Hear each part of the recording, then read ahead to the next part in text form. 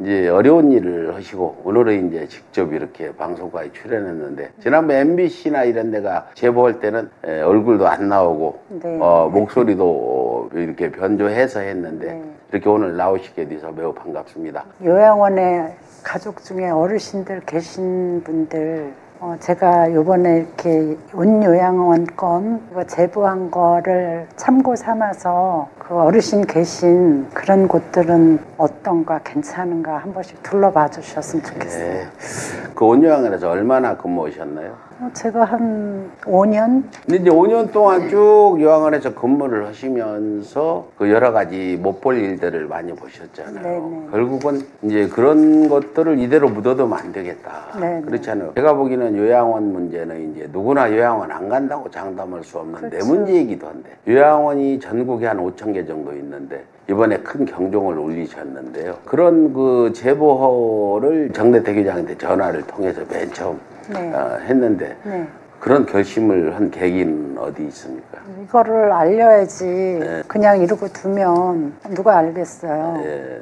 저는 그래도 적어도 그 돈도 어마어마하게 많은 사람이고 또 그때 당시에는 검찰총장, 저 사위가 그리고 국회에 여유가 많은 사람 같으면 좀 저 같으면 보통 사람 같으면 베풀지는 못할지언정 그 보호자들인 데서 받은 금액만큼이라도 뭐 음식이라든가 이런 걸 제공을 하고 그러면 참 보기도 좋고 이 사람들인데 믿음도 가고 좋았을 텐데 너무 형편없이 하는 거예요. 인간미라고는 느껴볼 수도 없게 과일이든 채소든 음식, 재료 이런 거에서도 너무 이문을 많이 남기고 형편없이 하고 돈 안 들이고 영업을 해요. 예. 그 노인들 그 생활하시는 거 뭐 프로그램이라든가 그런 걸 사진을 매일매일 찍어요.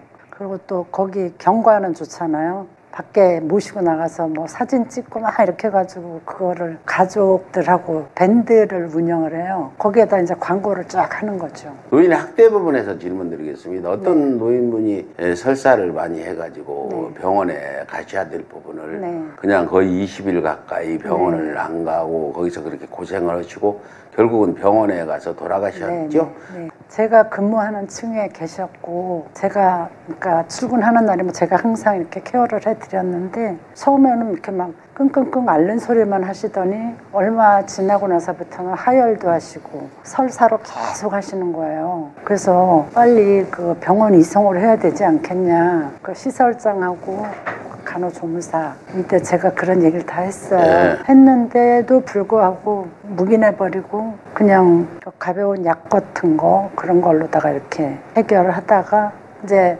어느 시점에 설사를 너무 많이 하니까 자기네도 무서웠나 봐요. 그때는 이제 그 설사 멈추는 약을 지사제를 넣어서 설사를 이제 4일 동안 멈춰서 변을 안 봤어요. 변을 안 보니까 또 거기다가 또 한 3일 지나고 변 안 보면 무조건 그 뭐 마그밀이라든가 그런 변을 부는 그런 약 같은 걸 투여를 하거든요. 근데 그때도 또 이 어르신인데 그런 약을 투여를 해서 4일 동안 변을 안 보다가 다시 또 설사가 또 시작된 거예요. 4일 동안 안 보다가. 그때는 이제 어르신이 막 지쳐서 처지니까 그때 이제 병원을 모시고 가더라고요. 그러니까 그 설사 증세가 있은 후에 병원을 모시가 된 날짜가 한 20여일 걸렸나요? 그렇죠.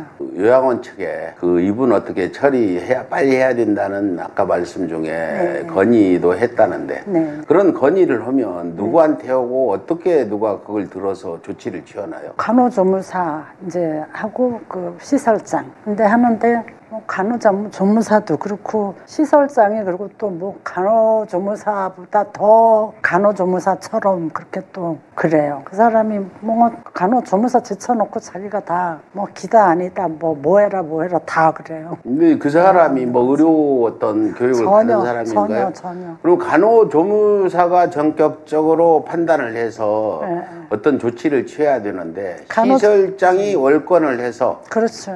그분이 결국 저렇게 힘들게 돌아가시게 만든 책임도 있을 것 같네요. 네, 그리고 간호조무사도 조무사 3명인데 그 중에 이제 조금 더 오래 있은 간호조무사가 있는데 그 조무사가 뭐 간호 뭐 팀장이나 되듯이 막 그렇게 하면서 이 사람도 그 시설장인데 지시를 받아요. 이게 예. 참 무서운 거죠. 근데 아무런 의료 그 어떤 지식도 없는 시설장이 간호조무사를 통제해서 자기 마음대로 뭐 병원을 데리고 가라 마라 하는 거는 시설장 입장에서는純순의 어떤 이익을 위해서 이제 결국 병원에 모시고 가면 지원금이 뭐 처음에는 50% 나오다 열을 넘으면 하나도 안 나온다는 이런 것만 고려해 가지고 결정을 내릴 것 같은데 그렇게 보셨습니까? 그러니까 요번 건뿐만 아니라 제가 근무하는 동안에 이렇게 봐온 걸로 봐서 보호자들이 좀 이렇게 깐깐하고 어르신들인데 관심이 많고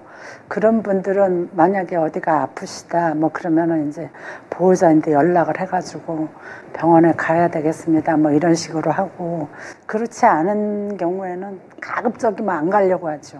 가서 만약에 병원에 입원을 하거나 그러면 병원에 입원해 있는 동안은 요양원 그 급여가 안 나오니까. 그렇군요. 그 지금 어떤 좀 괜찮은 요양사들은 담당하시는 노인분이 편찮으시면 직접 보호자 연락처는 가지고 있으니까 연락을 해서 상의를 하는데 이번 그 설사하신 분은 연락이 안 됐습니까? 요양사나 그쪽에서 연락해서 보호자들이 찾아오지 않았어요?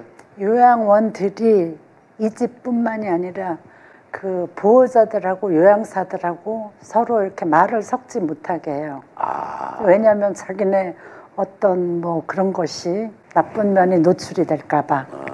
그리고 그 공익들 있잖아요. 예. 공익들도 요양원에 거의 안 써요. 왜냐하면 자기네 비리 이런 게 흘려나갈까 봐. 공익이라는 거 뭘 말씀드리는 거예요? 그 현역 대신에 그 받는 거 군대 있잖아요. 생활하는 사람들. 네네. 그 사람들을 요양원에서 무료로 데려다 쓸 수가 그렇죠. 있나요? 처음에는 그런 인력들도 많이 썼어요. 예, 예. 근데 이제 그 요양원 비리라든가 이런 걸 이제 말을 물어내니까 절대 안 써요. 이제는.